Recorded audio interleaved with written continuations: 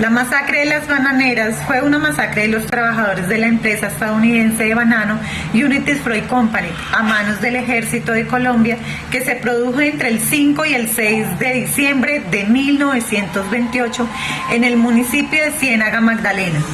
Un número indefinido de trabajadores murieron después de que el gobierno del conservador Miguel Abadía Méndez decidió poner fin a una huelga de un mes organizada por el Sindicato de los Trabajadores, que buscaban garantizar mejores condiciones de trabajo. El 28 de noviembre de ese año había estallado la huelga más grande de la historia. Más de 25.000 trabajadores de las plantaciones se negaron a cortar los bananos producidos por la United Company Fruit. El contrato de la compañía había precedido. A pesar de tal presión, la United Fruit Company y los huelguistas no lograron llegar a un acuerdo, y el ejército intervino acribillando a varios obreros e hiriendo a otros más, quienes estaban protestando pacíficamente. No es preciso el número de muertos que dejó la masacre. Después del 6 de diciembre continuaron los días de terror a manos del ejército colombiano. Según el general Cortés Vargas, solo hubo 9 muertos. El embajador norteamericano de la época admitió que la cifra podía llegar a 1.000 personas asesinadas. El dirigente sindical Alberto Castrillón aseguró que la cifra ascendía a 5.000 muertos. Varios historiadores coinciden en que la causa para que no se tenga claridad en la cifra radica en el control de la información que hicieron los militares. Jorge Eliezer Gaitán visitó la región y, tras regresar a Bogotá, en el Congreso de la República denunció la forma como el ejército colombiano, por orden del gobierno, asesinó a miles de mujeres, hombres y niños para proteger los intereses de la United Company. Desde esa noche, 5 y 6 de diciembre de 1928, muchas personas salieron de la vivienda saliendo del municipio de Ciénaga Magdalena, abandonando su región por miedo a que el ejército siguiera con su masacre, ya que la masacre nunca terminó, la cual fue causa del desplazamiento no voluntario de la población, a la cual suele considerarse migración forzada.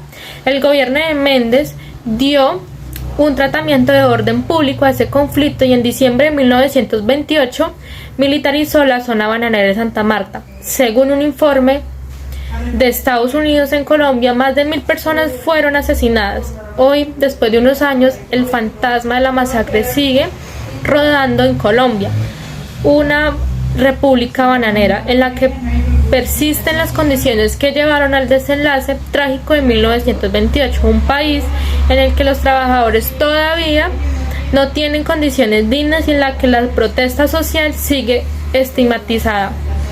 Se puede evidenciar un desplazamiento forzado, la presión internacional y la decisión política del gobierno y el Congreso para hacer frente al problema de los derechos humanos, cuya persistencia empieza a provocar múltiples problemas sociales por el asentamiento de familias desplazadas. Un informe muestra que entre los años 1958 y 2012 murieron 220.000 personas como consecuencia del conflicto armado, 81% de ellos civiles en sucesivos episodios, muchos de los cuales han pasado sin advertidos para la sociedad por su carácter selectivo y silencioso.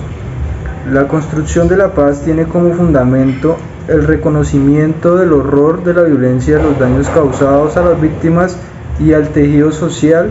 La aceptación de la responsabilidad es la reparación a las víctimas y la transformación de los imaginarios sociales, la vulneración de los derechos humanos, así como la profundización de una justicia restaurativa que permite rehacer los vínculos sociales y la convivencia pacífica, cambiando el ciclo de odios y retaliaciones que han alimentado al conflicto armado. La masacre de las bananeras entre 1929 y el 2008 nos deja como reflexión el papel de la memoria colectiva como articuladora de aspiraciones de justicia y de prácticas políticas en sectores subalternos de Colombia. Durante el periodo fue común la innovación del acontecimiento como una fecha infeliz a través de actos que estuvieron mediados por circunstancias de la política del momento.